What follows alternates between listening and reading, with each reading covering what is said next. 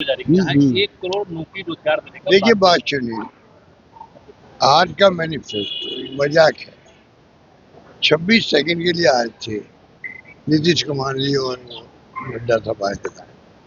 आप बताइए, अगर उनका कमिटमेंट होता, मैनिफेस्टो इतना इम्पोर्टेंट होता है कि आप जब पेश करते हो तो एक आपको गर्व होता है कि हम कमिटमेंट करने जा रहे हैं पब्लिक से। अगर आप हमें आशीर्वाद देंगे, कामयाब करेंगे, हम ये तमाम जो है जो वादे आपसे करें वो निभाएंगे। ये गर्व होता है व्यक्ति को, पूरी उत्साह होता है पूरी पार्टी के अंदर। क्या मैनिफेस्टो आ रहा है वो कहीं दिखा नहीं, क्योंकि इनका कमिटमेंट है ही नहीं, झूठे वादे कर रहे हैं।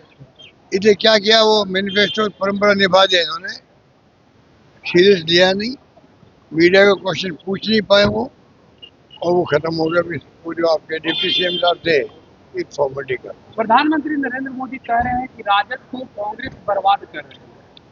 अब प्रधानमंत्री जी तो बोले थे यहाँ पर कि चीनी मिल को हम स्टार्ट करेंगे, शक्कर बनेगी, चाय पियेंगे मुझसे, फिर आएंगे बिहार वापस। वो चाय अभी तक इंतजार ही कर रही है मोदी जी का। मोदी जी का हम 1,25,000 करोड़ रुपए का पैकेज देंगे, और पूछा बिहार वासियों 50 का दूं, 60 का दूं, 70 का दूं या 1 लाख का दूं या क्या दूं? ये जो 25 आज तक उसकी चर्चा ही नहीं हो रही है। तो आप ऐसे जो 20 साल का शासन है वो आप बताइए, जब उसने वादे पूरे नहीं किए नीतीश कुमार जी खुद ने, आज मौका था उनके सामने रिपोर्ट कार्ड देने का कि भाई देखिए आपने हमें चुनाव जिताया था, हमने वादे ये किए, और ये वादे जो है इतने पूरे हमने किए हैं, कुछ वादे रह गए अब हम पूरा करेंगे, वो भी नहीं हुआ। तो आप समझ सकते हो कि वादा खिलाफी करने में माहिर लोग हैं। पीएम मोदी ने पहले ही ऐलान कर दिया है। सरकार इस बार बनने जा रही है इंडिया गठबंधन की, बनने जा नहीं रही, बननी चाहिए। बिहार वासियों से मैं अपील करना चाहूँगा, देश हित के अंदर है कि आप ये बिहार में इंडिया गठबंधन की, महागठबंधन की सरकार बनाएं, क्योंकि वो जो ध्रुवीकरण किया है वो उचित नहीं है। इस देश को किस दिशा में ले जा रहे पता नहीं है। संविधान खुद ही खतरे में, कहते राहुल गांधी जी उसमें दम है।